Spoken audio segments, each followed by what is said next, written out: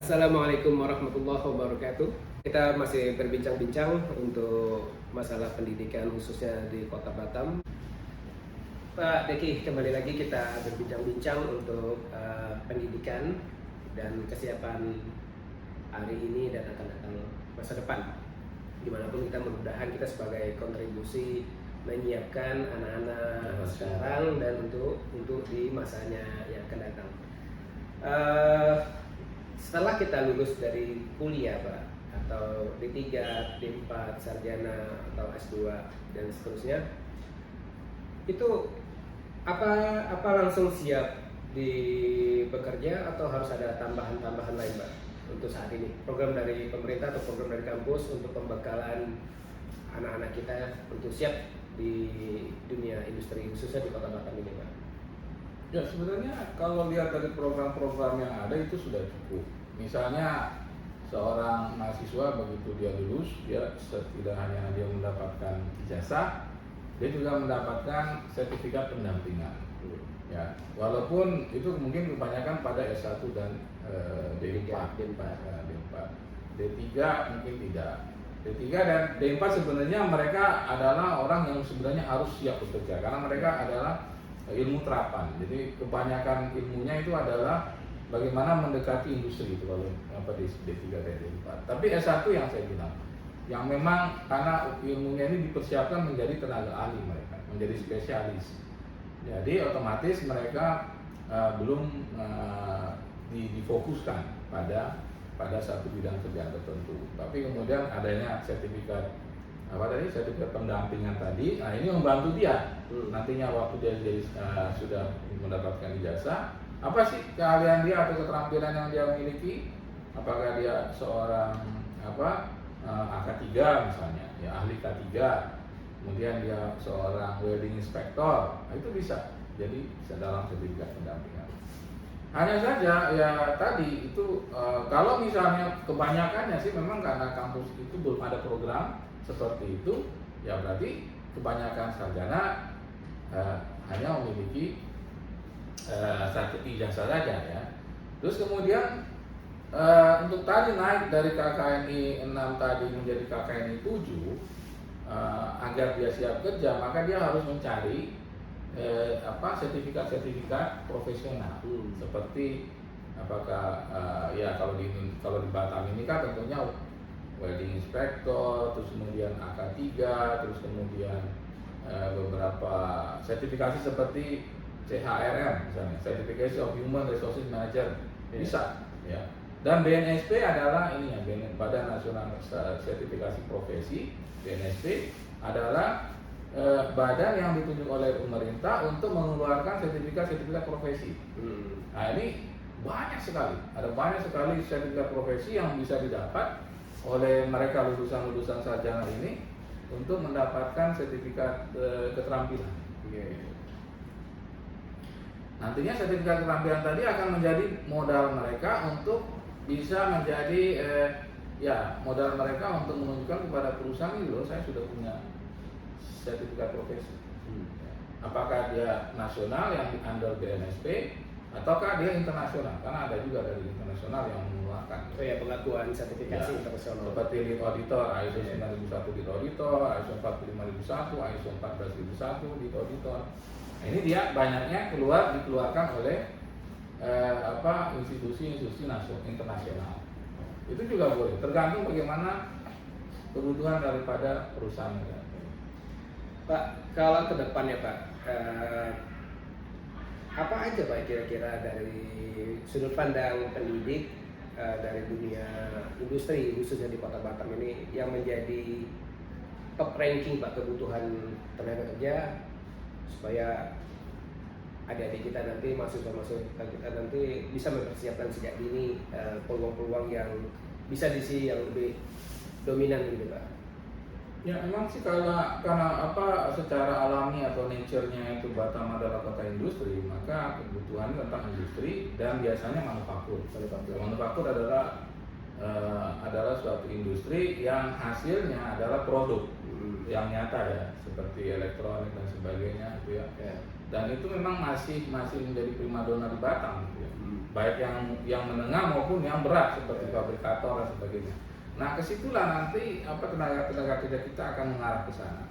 Jadi ya, dan juga ya berhubungan dengan revolusi industri 4.0 ya, di mana orang digitalisasi, otomatisasi ya, ini maka tenaga-tenaga yang mengarah ke sana itu akan lebih banyak dibutuhkan. Iya.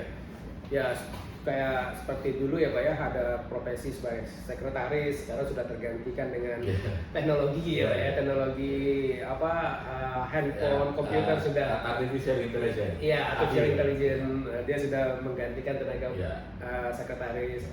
Ada lagi tenaga dulu operator telepon juga, sudah bisa hilang ya Pak ya. Iya. Nanti kan otomatis perubahan-perubahan itu kan juga kedepannya juga ada beberapa kebutuhan itu sudah hilang, tergantikan oleh mesin gitu ya Pak ya. Otomatisasi. Ya. Makanya bagi mahasiswa adik-adik itu sudah siapkan diri kita dari sekarang apa kebutuhan-kebutuhan yang akan datang. Kota Batam adalah kota industri, kebutuhan industri seperti manufaktur itu menjadi primadona. Posisinya Pak yang lebih spesifik ya Pak. Ya memang pertama kembali tadi saya bilang bahwa diharapkan sarjana ini adalah melek digital ya. Melek digital, tapi bukan berarti TikTokan atau Facebookan. Tapi lebih mengarah kepada lebih yang berguna gitu, atau yang diperlukan oleh industri gitu ya. Nah, ya memang kegiatan-kegiatan seperti teknisi ataupun seperti analis ya, terus kemudian seperti programmer gitu ya, itu kemungkinan masih akan jadi ya primadona di dalam mencari pekerjaan selain daripada tenaga-tenaga ahli yang lain ya. Ya, karena tenaga-tenaga ahli yang lain bisa tergantikan oleh mesin ya Pak ya. Ya, sebagian kemungkinan ya, yang terutama yang berhubungan dengan tenaga ya. Tenaga sudah lebih banyak digunakan oleh mesin gitu. Ya, begitulah kadang-kadang teknologi itu disebabkan oleh human error, sehingga teknologi meninggalkan manusia. Teknologi disebabkan oleh manusia ditinggalkan oleh teknologi. Begitu. Ya. Pak Deki, sekarang apa nasihat Bapak untuk anak-anak sekarang, persiapan mereka untuk masa depan Pak? Ya maksudnya sih nggak sejauh saya masa depan ya, gitu. Mungkin setelah mereka kuliah, setelah mereka lulus, apa kira-kira yang mereka harus lakukan ya? Memang ya tetap kita harus open minded ya menurut saya, dan kemudian melakukan observasi ya. Karena observasi jangan hanya berhenti setelah kita menyelesaikan tugas akhir. Observasi itu sebenarnya ya seterus ya. Nah, observasi terhadap lingkungan kita, apa sih sebenarnya yang dibutuhkan di lingkungan kita itu ya, terutama di kota kita atau di lingkungan kita, dan kebutuhan kita itu kita harus observasi juga ya. Kalau misalnya ternyata kebutuhan tadi atau lingkungan tadi kita mendukung untuk kita berwirausaha, kenapa tidak? Karena salah satunya jangan sampai orang berpikir kalau saya lulus kuliah terus kemudian saya bekerja, apalagi menjadi pegawai negeri. Nah, sebaiknya ya semua hal itu kita bisa coba. Sampai pun kepada wirausaha pun kita harus coba. Kalau memang ternyata jodoh istilahnya kecocokan. Istilahnya takdir kita di situ bisa juga, ya kan? Nggak harus jadi kerja pegawai, gitu. Menurut saya seperti itu. Apa aja bisa, Pak ya? Iya, jadi observasi aja, lakukan langkah-langkah, metode observasi tadi seperti Anda membuat skripsi atau tesis Anda. Nah sudah, tapi itu sekarang adalah tujuannya adalah mendapatkan masa depan Anda. Apalagi sekarang didukung dengan banyaknya media sosial, Pak ya, itu sangat lebih enak ya Pak ya. Ya itu istilahnya big data ya. Big data. Big data. Jadi segala macam informasi itu gampang. Gampang. Dengan googling dan segala macam itu Iya. juga. Kita mencari informasi juga gampang, kita juga mengenalkan diri sendiri ke Iya. luar juga gampang. Ya, ya. sharing your professionalism. Iya. Terima kasih banyak Pak atas informasi-informasinya. Semoga informasi ini berguna bagi kita semua, khususnya di Kota Batam, khususnya lagi untuk anak-anak yang masih kuliah, yang siap untuk bekerja ke depannya. Ingat, kita semua harus berkontribusi terhadap bangsa ini. Dengan tangan kita mudah-mudahan Indonesia bisa lebih maju ke depannya. Amin. Amin. Pak, terima kasih Pak. Ya, terima kasih. Ya. Demikian tadi perbincangan saya dengan Bapak Insinyur Deki Antoni, Sarjana Teknik, Master Manajemen, Insinyur Profesional Pratama.